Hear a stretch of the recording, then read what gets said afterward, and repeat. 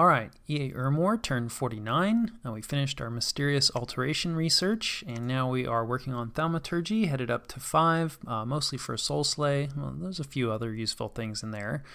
Bringing in some Vine Ogres. This will help for infinite skeletons. You can use them as Soul Vortex batteries, so we'll definitely see that later. Some reanimation. This is actually mostly for to act as bodyguards for our white mages. The more I play, the more I realize it's important, to find the right bodyguards for your critical mages. In our case, the white mages tend to freeze our legionaries who have no cold resistance, and the white mages are surrounded by a cold aura. And of course, we have no cold resistance on our Bless for the Equite, so another reason that some cold resistance on the Equite Bless is a consideration. But in the meantime, we're just going to use some regular skeletons. As EA Ermor, you do actually get some Legionary Long Dead, which are a bit of a mixed bag. In battle, I think they're better just because they tend to have slightly better stats and the javelins. But as bodyguards, I find javelins are not actually very useful or kind of counterproductive. So anyway, we're bringing some in to act as bodyguards, and then we did some site searching, which missed. We have some prophets coming in, and then we have an assassination attempt. Unfortunately, it's against one of these lords here who are pretty nasty to try to assassinate. This is our black bow fellow who does have the eye of aiming, but it looks like probably the first hit here hit the glamour. No, he just didn't deal damage. So that is one of the downsides of trying to use this black bow with just human level assassins, and we've talked about that before. This guy also has a stack of air gems, so now he's summoning in a lesser air elemental. Now, we're still not... Oh, we hit the lesser air elemental. That's good, I guess. I think we knocked it down a size, but it's still really dangerous. Yeah, we don't have any shock resistance or anything like that. Thunderstrike, there goes Divineman. So yeah, this guy, he's routed, but he's not going to survive. So we maybe donated some gear, and yeah, that assassin was a bit on the overkitted side. And it doesn't work out for us there. So that is the end of that assassin. And then Russ is just pinging this throne near them. Probably not too nasty of a throne in terms of troops, although these witches can definitely be kind of scary. They have some pretty decent cross paths, although the independent mages tend not to do the really nasty spells, but you never know. And then we are attacking TNN's capital just with a couple old guys in robes. And so yeah, I think there's some patrolling. They might get some sacreds as part of their province defense. Definitely there's a lot of province defense here. These guys of course are both twice born. We're just gonna make skeletons at them. This was just sort of a maybe maybe it'll work out, and we do okay, a couple more guys and we might actually be able to pull this off, but they were not able to. So yeah, I don't think there was, that's all province defense. So yeah, actually we don't get nearly as many kills as I thought. So the skeletons survived for a little while, but we were actually a long way off from beating this level of, province defense investment. But I figured it was worth a shot. I don't think they had a lot of other places to raid. And if I recall, let me just double check. I believe one of these guys is our air death. Yeah, in fact, both of them might be. No, just one of them is air death. We are going to want that guy, that particular cross path, for some spells that we have upcoming. So we did actually kind of need him to die, and then he goes back to wherever you cast the spell, and so he's going to have to move back out. So we kind of needed to move this along and actually get him killed. Push the process forward. So here we have Calum, and they are sending a large bird army with a ton of eagle kings here. This is probably more or less all of them that they have. Looks like they've been given a bunch of coral blades, and this increases hit points. So on more squishy, powerful mages like this, you tend to see this item. It's pretty useful, especially against strategic nuke spells. Yeah, I don't think there's anything wrong with that on eagle kings. And then yeah, this is probably all the eagle kings because we saw a bunch of them die against Abyssia. And yeah, this is the throne that they're going up against. A lot of bone tribe and a lot of vampires, including a vampire count here. Vampires go in immediately before the storm goes up. Vampires are not storm flyers. They also don't really have any shock resistance. So they died at Thunderstrike just like anything else. And yeah, they just get absolutely erased. So Thunderstrike, definitely a scary spell, even though it didn't work out for them in their war with Abyssia so much. I think it's going to work out for them pretty well here against these throne defenders. The other thing the air mages like to do is they like to summon in these false horrors, which are pretty useless other than the fact that they have fear. I mean, they can do some damage, but they don't really have much in the way of hit points. I think, yeah, all the phantasmal units just have the 1 hit point. They are ethereal at least, but especially to anything with magic weapons, they just absolutely evaporate. So, you know, I think they're going to come away with this without too much trouble. The Bone Tribe maybe is a little scary. Like, I don't think they got any battlefield-wide buffs on their birds. Let's just double check. Yeah, this looks like pretty standard levels of protection for these guys. So those javelins from the Bone Tribe are definitely going to help. And that's the other thing with Thunderstrike is, you know, you tend to tire yourself out. It's a fairly fatiguing spell. So, you know, now we can see that, well, there's not really any more Thunderstrike coming down, and so the birds, wouldn't say they're struggling, but, you know, it's not the crushing defeat that those poor vampires. In fact, yeah, there's some routes here, so maybe they aren't going to come away with this, because there is quite a bit of undead production coming out, although looks like Eagle Kings are also decent priests. Yeah, looks like they're priest level 2, so their banishment is better than normal. Nobody on advance and cast spells here, which is a little sad. I think that, you know, would help. They're going to struggle to finish off this vampire, although, yeah, the independent armies are routed, so they did manage to get an HP route, so not the cleanest victory, but then again, you know, vampires can be kind of nasty, so probably as Thrones go, a bit of a nastier one. But Caleb did mobilize like quite a bit there, so yeah, they didn't lose any Eagle Kings, that's good, but they did lose some of their Seraphs. That does hurt, you know, these guys aren't super cheap. Otherwise, while they did lose like a good amount of birds, this is probably like 1 turn of recruitment or less, although, yeah, these, wow, those are really expensive birds. Or maybe birds are just, no, okay, so they have some cheaper ones too, so I don't think these are so they are sacred. So as sacreds go, actually relatively cheap, but, you know, still it hurts to lose 27 sacreds, but they come away with the throne province, which is nice, and then we get raided out. I think, yeah, this is the group of sacreds, and, you know, we have no province defense here. And then I believe this, yeah, is the army raiding out, again, like no province defense. So the same kind of stuff that we've been seeing in previous turns, and then there's the computer doing computer things, getting absolutely run over by skin shifters, and that is it for Satis, so it looks like that was their last province. We foresee a major event. Let's see, there's going to be a surge of magic, so that's probably good. You know, we wouldn't mind a little extra research, but kind of everybody gets it, so not that big a deal. And then we get our white mages, and I'll catch you guys after the cut. All right, this is the situation and what we're doing about it. Not too much going on this turn, just launching our very slow, very awkward attack through this 1 province connection here. And, you know, I talked about how, like, this isn't a particularly great Vanguard, and, like, you know, past me kind of realized this as well, that basically what we have on our hands is a Doom stack. So we're just going to do some site searching here, patrol, just in case there's any raiders. I don't think so, since the majority of his sacreds, I believe, are down here, right? This is this really large sacred raiding group that we've been seeing. So they don't actually move very fast. They're mostly like a 1 province a turn, you know, sort of unit. So it's not impossible that there's a few smaller parties are trying to slip through, but probably not. And then we're just moving, right, everything else up. So, you know, we'll have the whole army here, and then, you know, we'll just move forward. It's going to be 2 turns. We'll be on the capital. Pretty sure we can beat what we're looking at here, but we'll see. Otherwise, not too much to report. Our, you know, dudes in robes have finally died down here. All our twice-born fellows are now white mages. We're going to sneak our assassin on top of the capital, because we do see, yeah, a couple Furbolg druids, so we might try to assassinate them while the army is out and about. We did some scrying on top of Agartha's capital. We can see that, you know, they haven't really completely recovered yet. They have some stuff, like a few of their summons, but still relatively low in terms of unit count. And I mean, that makes sense. Like, we're only just recovering ourselves, and, like, you know, we had more or less the upper hand in that war against Agartha. I don't know. It was really bad for both of us. But of course, you know, scrying on Agartha, because, like, we need to get rid of this. We need to reduce this Agarthan pocket, you know, if we do come away with this TNN land. This just isn't really going to work.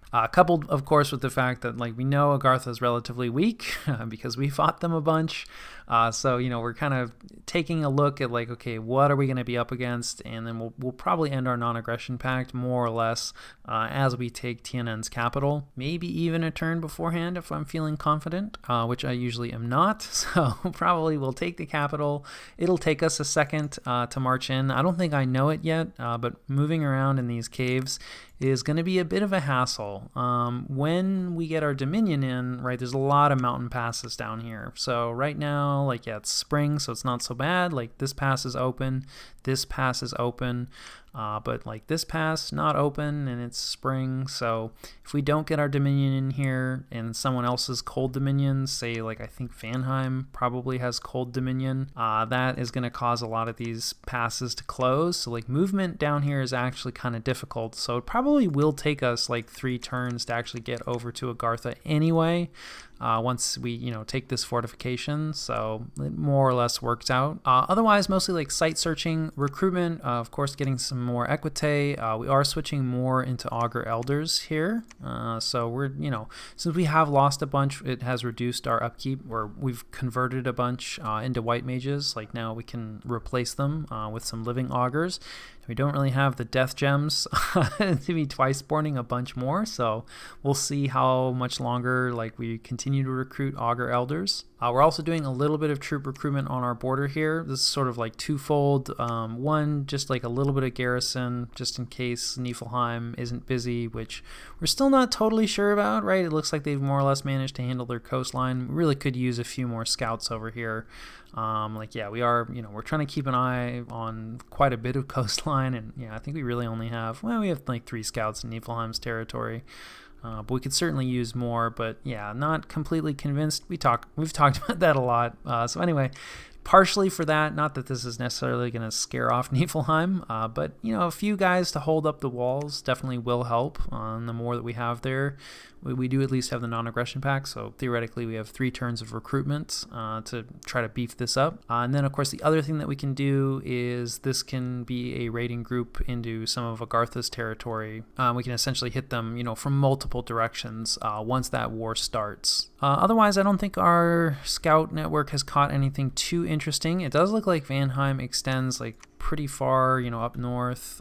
We know that their capital, is down here. So it looks like they've eaten somebody, although fairly narrow. Like this is a bit risky in terms of this, right? Like there's only one province wide here.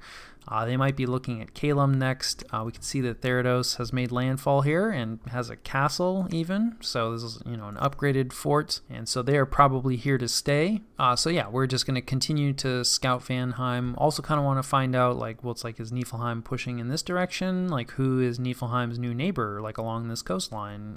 Who has Vanheim been eating? And are they still alive? Are they still large? So anyway, that's more or less what our scouting is up to.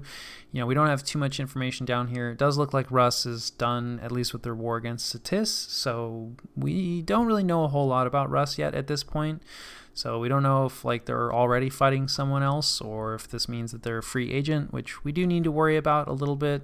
They do at least have a throne that's untaken in their cap circle. So, when they take that, then we'll have a larger border and we may need to worry about Russ a little bit more. And then continuing to try to keep eyes on the Pelagia-Ubar conflict, but it doesn't really look like things have changed too much. So I think that more or less covers turn 49. All right. EA Ermor, turn 50, we have a messenger from Pelagia who appears to be begging for gems and gold. I guess things are not going well for them. I'm guessing that this is probably not related to their war with Ubar, because that seems to be going okay at least. Not great, but we don't really have any insight into what's actually going on in the lake, so possibly they're getting eaten by some other underwater power. We do more of our research in thaumaturgy, still not quite to level 5, which is what we're currently aiming at. And then Calum claims that throne, which I guess is the Throne of Death, which is not necessarily an automatic claim, although I also struggle to resist the death gems that it provides. Speaking of gems, we try a remote nature site search, which does not work out for us, and our mundane site searching also doesn't work out, although happily our scout takes an undefended province in Tiananmen's land. Yet another reason to always put one province defense, and then it looks like either Russ was already fighting Ulm, or they decided hey, why not just keep attacking? My armies are up here. It's kind of an interesting raiding group. He's just got a priest with a bunch of these bears. These bears are not fantastic, but at least for Rust, they are sacred. And like with this bless that they have, these bears are kind of nasty, especially against one province defense.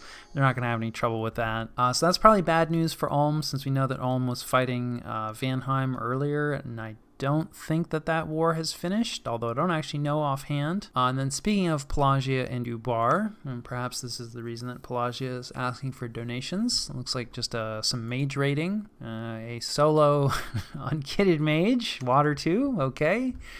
Protection from cold, sure, I guess. I'm assuming this is just province defense on the other side. Kind of cool that they get a mage with this low level of investment. So we have a water 2 against an earth 1. Make your bets. Let's see, Breath of Winter, I think. Yeah, so he has a chill aura now, so that's cool. I don't know, though. These 2 barbarians, like, this is going to be, yeah, this is the problem with evocations against not much stuff, is you tend to miss. And then, okay, he got a hit at least once they got close. And he's probably got liquid body on himself. No, he does not. So he's a dude in robes. I don't know, a Triton in robes, I guess. And like, yeah, barbarians can handle that, even just 2 of them. So I like the spirit, like low commitment rating. Well, somewhat, yeah, fairly low commitment. Yeah, this is a pretty cheap mage. But yeah, it doesn't really work out. It's just like more or less 1, maybe 2 province defense. Also, the fact that Ubar, right, gets a mage as part of their province defense is something to note if you're going to be doing a bunch of raiding. Speaking of raiding, another underwater power, harassing Niflheim this time. This is perhaps a more standard raid. So also a water mage, but this guy is a priest and holy, so he can, whatever bless Oceania has, he can carry it. He also has a lion pelt to give him some protection and a great sword of sharpness, which is definitely relevant when you're going to be going up against giants. There's not too much province defense here, so I think he'll come away with it, although, of course, Niflheim always gets a giant commander for their PD defense. And I'm not actually sure if we've seen Oceania's Bless before, but he's got death weapons, which is not a standard pick, especially since I think that requires death scales, if I'm remembering. No, that is poison weapons. Death weapons is just kind of expensive, but armor negating is pretty nice. It's not a lot of damage. Poison resistance, that's pretty important underwater. Same with, I think, dark vision, probably also for underwater. And like reinvigoration is pretty nice. Really on anything, but especially on mages, although in this case, like, yeah, thugs, like mage thugs, very nice to have some reinvigoration. So I don't really know Oceania. I don't know how good of a bless that is, but it doesn't seem crazy to me. And like, yeah, I think this guy's gonna have no trouble with just a little bit of province defense, so some successful raiding there. And then, of course, every time the Wild Hunt goes up, I have to lose some mages to it. In my defense, this is a forest that is in a cave, and so it was not completely clear to me when I was moving into this province that this was in fact a forest. I was thinking it was a cave, which it is a cave. It's just, a cave forest. So yeah, our priest is definitely going to get ganked by these wolves and this dire wolf. This is one of the lesser hunts, which, is irrelevant for our priest. But knowing me, there's a good chance that we'll get to see the main hunt at some point when I forget about this again. But the wild hunt is out there. Beware of sending sacred units into forests or sacred commanders. And then we have an unexpected event, always joyful. Actually, this is good. We have an ancient ruin here. We could send a mage or an adventurer, and I think that you usually have to survive like an assassination attempt and you get an item. I don't know if it's really worth it. We don't take advantage of that one. And then there's a worldwide event. This is tied to the Throne of Death, so units get older, which is a bit unfortunate. We have a lot of old men, so we don't love that, but it's not the end of the world. We do catch a scout. We might as well take a look. I don't know if it's been fully formed up yet. Yeah, I think it's still a little mixed up. We have some of our equite out front because we're still pretty worried about getting cheesed by foul vapors. But yeah, this is what we're going to be bringing into bear. Quite a bit of stuff. Yeah, like I said, I think we'll be able to beat TNN. Whether or not we'll be able to beat our next opponents, whoever they are, particularly Niflheim, I don't think this would do so great against Niflheim. It wouldn't do nothing, but yeah. So anyway, this is what we've got, and this is what we're sending forward. Always happy to be getting rid of scouts, and then we complete a fortress. This is in that farm province that we're kind of jumping off from for our attack, and a little bit of patrolling, and I will catch you guys after the jump. All right, this is the situation and what we're doing about it. We're going to continue to press forward into a wasteland. Let's see, we have some bags of wine, so perhaps we won't starve, although we still have 97 supply usage, but we're kind of stuck. We could gamble on this staying open, and that probably would be fine, actually, because we're headed into summer, so maybe should have taken the back door in, but I have definitely had problems moving through mountain passes before, so I guess I'm just taking the sure route, or maybe just didn't think about it too much. So we'll see if we have supply issues. If we do, at least it'll only be one turn. We should be fine once we jump on top of Tiananmen's capital. Tiananmen has withdrawn right into their fort, and that makes sense. We have a much larger army, so they're not going to want to fight us in the field. And so we are moving our assassin out. We've seen what happens when our assassins run into the wrong characters, and there's plenty of wrong characters in this army, so we're going to go look for greener pastures. Also of minor note, I'm not sure if it's at this point, but at some point Agartha does contact me and lets me know that they had negotiated with Tiananmen that this was going to be their province.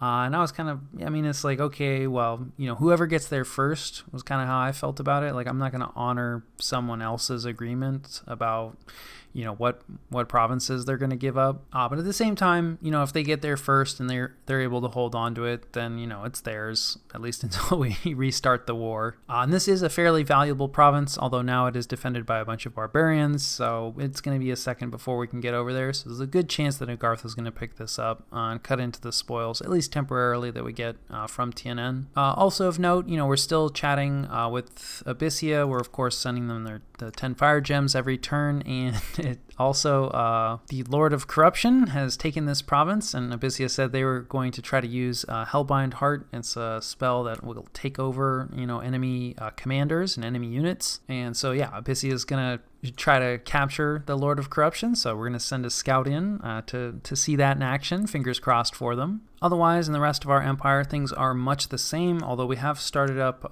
infantry recruitment here. This is either in anticipation of losses and or thinking that maybe a three-pronged attack into Agartha would be good. Our main force will head for the capital, but we can do some raiding, from the north here, and then we can also do some raiding over here out in the east. Because we definitely stand, to have a broader attack and hit more provinces simultaneously, especially since, now this is a war that we're going to be planning, and we have a little bit of time, to plan ahead, right? It's we have a few turns before we take Tiananmen's capital. We don't want to move on the war until we do that, so, let's build up some stuff so that we're ready, or at least more ready, to hit Agartha in more places when we do declare war. Of course, always terror for Niflheim, with all these Nifl giants just stacking up. Where are they going to go? Our non-aggression pact holds, so, fingers crossed that it continues to do so. We do actually see that there's a Niflheim flag underwater sieging one of Oceania's forts. It's not cracked, so this is probably just like a thug or a super combatant. If you are going to go underwater as a land nation, thugs and or super combatants is probably one of the easier ways to do it, although it's still pretty difficult because, that means, well, A, taking forts is going to be really difficult because they don't provide a lot of siege strength, and then B, taking out well-designed armies with thugs or super combatants is extremely difficult, so you're still at a major disadvantage, but perhaps at less of a disadvantage than some other land nations. So, if somebody's going to go underwater, Niflheim is arguably one of the better land nations to be doing that. So Oceania could be under some danger, but probably not for their underwater holdings. That said, we have found the other neighbor or other neighbors here for Niflheim. So we see Xibalba here, who we know is reasonably large from the last time that we scouted them, which has been a little while, but they at least still have some forts down here. This is also Tianqi's capital, right? So Xibalba is at least a two-capital nation, which is important to note. But it does look like Niflheim has found some of Oceania's land holdings and is in the process of kicking them off the land. And Oceania, there's a great danger that they'll be knocked off the land by Niflheim. But this does at least seem to indicate that this war is somewhat significant, right? Niflheim is expending some resources to go underwater, and they're trying to siege down some land holdings, although it doesn't look like there's probably too much in the way of Oceania land holdings that are left. But still, we'll want to keep an eye on that. And then we found who Vanheim was eating. It was or